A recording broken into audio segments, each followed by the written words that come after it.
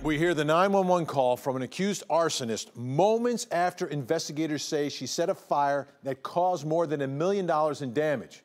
Now listen to Adrian Statterly calmly call 911 asking for a ride as her home and the homes of her neighbors burn to the ground. I have me and my kitty cat and my suitcase, and I was wondering if I can get transported.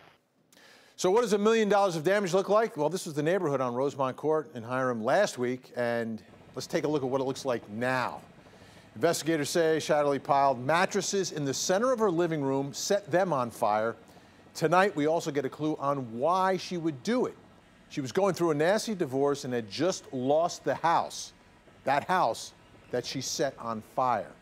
That $1 million blaze was caught on cell phone video, seen by more than 200,000 of you on our Facebook page this week. And you had a lot of questions. Why are the houses built so closely together? Is there a zoning law? Was it vinyl siding? What were they made of?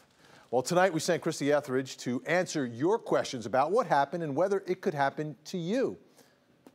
Our search for answers brought us here to the DeKalb County Fire Rescue Academy. Well, because they agreed to let us set some stuff on fire. All of these are common building materials in a home, and tonight we're going to show you how your home burns. Okay, we've got a blowtorch. Let's put this to the test. Yes. It kind of looks like the flame is bouncing off of it. Correct. Now, there is some what we call direct flame impingement, meaning that it does penetrate it, but it doesn't burn it. With this aluminum, what you can see after a while, you'll see reddening, and what you can see is some warping. Yeah, that happened quickly. It doesn't take very long. So next we've got the hardy board. Yes. This is supposed to be fire resistant, correct? Yes. It's important that you said fire resistant versus fireproof. Anything, when exposed to enough heat, can burn. Now we move on to the shingles. You see how it is primarily composed of tar. So you see how it's melting away, it's dropping off. Oh yeah, that's just melting away. And you see the gaping hole left in that tar.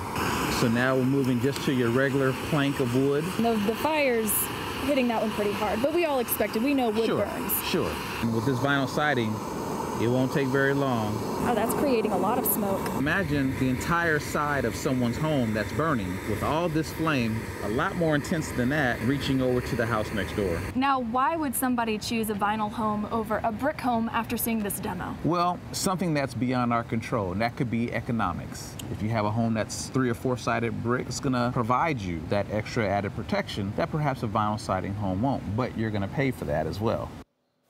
All right, Christy, how do you protect your house if you do have vinyl?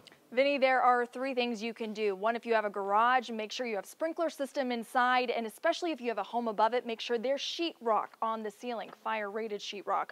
Also, when you're looking for a new home, look up in the attic and see if there's any fire-rated sheetrock up there. That means it's also probably in the walls. And make sure all your exterior doors are solid, fire-rated doors, not hollow ones.